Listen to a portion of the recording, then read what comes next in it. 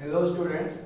अब हम लोग देखेंगे कि आर्गन प्लेन क्या होता है। ठीक है, किसी कॉम्प्लेक्स नंबर का रिप्रेजेंटेशन करने के लिए जो प्लेन हम लोग लेते हैं उसको हम लोग आर्गन प्लेन बोलते हैं। ठीक है, तो आर्गन प्लेन कैसे बनता है हम लोग देखे थे कि जो रियल नंबर है उसको हम लोग रिप्रेजेंट कर सकते हैं रियल नंबर लाइन में, और जो इमेजिनरी नंबर है उसको हम लोग रिप्रेजेंट कर सकते हैं इमेजिनरी नंबर लाइन में। ठीक है, दो एक्सिस होता है किसी भी कॉम्प्लेक्स नंबर को अगर हम लोग रिप्रेजेंट करना चाहते हैं तो हम लोग को दो एक्सिस चाहिए।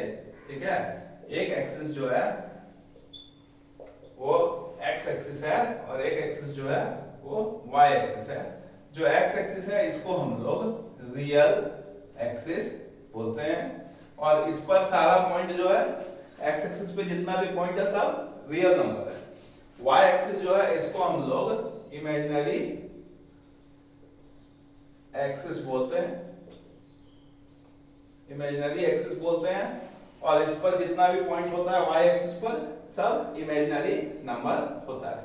ठीक है, कोई भी कॉम्प्लेक्स नंबर जो है इन दो एक्सिस से बनने वाले प्लेन पर ही होता है, और उस प्लेन को हम लोग क्या कहते हैं, आर्गेंड प्लेन कहते हैं। तो आर्गेंड प्लेन क्या है? आर्गेंड प्लेन ये क्या है? It is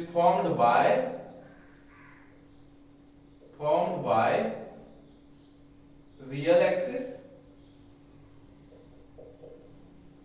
and imaginary axis। दो एक्सिस मिला करके हम लोग आर्गेंड प्लेन बना सकते हैं।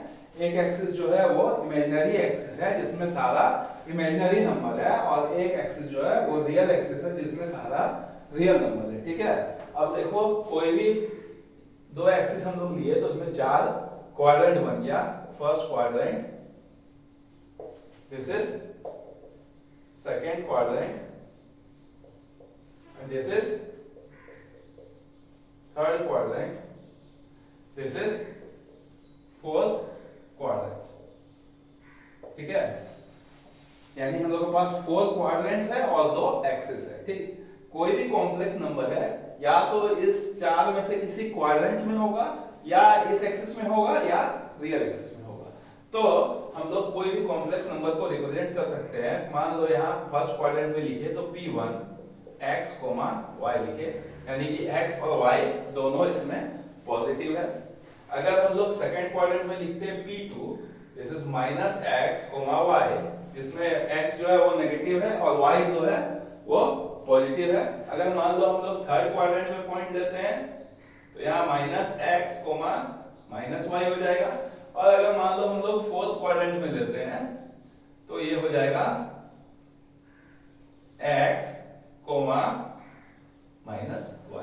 ठीक है, तो चार तरह का पॉइंट तो हम लोग को मिला। ये चारों पॉइंट जो है कॉम्प्लेक्स नंबर को ही रिप्रेजेंट करता है। ठीक है, जो अलग अलग फॉर्म में है। जैसे P1 जो है ये रिप्रेजेंट करता है Z1 equals to x plus IY को। ठीक है, P2 जो है ये रिप्रेजेंट करता है दूसरे कॉम्प्लेक्स नंबर Z2 को, जिसमें x का मान नेगेटिव है और I का मान पॉजिटिव है। P3 जो है ये रिप्रेजेंट करता है एक अलग कॉम्प्लेक्स नंबर को जिसमें x भी नेगेटिव है और y भी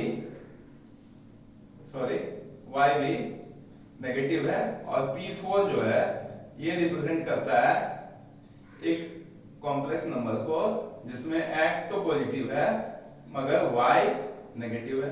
तो चार तरह का यहाँ पर हम लोग को कॉम्प्लेक्स नंबर दिखा, और चारों को हम लोग point P1, P2, P3, P4 से रिप्रेजेंट कर पा रहे हैं। ठीक है, अब देखो ये दो और कॉम्प्लेक्स नंबर का फॉर्म है। ठीक है, एक जो इस लाइन पर है, ठीक है, उसको हम लोग बोलते हैं इमेजिनरी नंबर्स। तो कोई भी इमेजिनरी नंबर मान लो हम लोग यहां पर लिए, ठीक है, इस एक्सिस में, तो यहां पर अगर मान लो y का वैल्यू y है तो इसको हम लोग क्या लिखेंगे, x0 प्लस iy, यानी कि iy के फॉर्म में। ठीक है, y भी पॉजिटिव नेगेटिव दोनों हो सकता है, ऊपर और नीचे कहीं भी। ठीक, और दूसरा रियल नंबर, कोई भी रियल नंबर हम लोग लेते हैं तो उसको हम लोग क्या लिख सकते हैं, तो उसको हम लोग इस वाले एक्सिस पे लिख सकते हैं, इसलिए वहां पर y 0 हो जाएगा, x प्लस i इंटू 0 हो जाएगा, यानी कि x हो जाएगा। ठीक है, अब देखो ये 6 तरह का नंबर हम लोग आर्गेन प्लेन पे रिप्रेजेंट कर सकते हैं, p1 p2 p3, यहां पर मान लो इसको p4 और एक मान लो कहीं पर p4 नहीं p5 है, एंड दिस इज p6 जिसको हम लोग कुछ x से दिखा रहे हैं। ठीक है,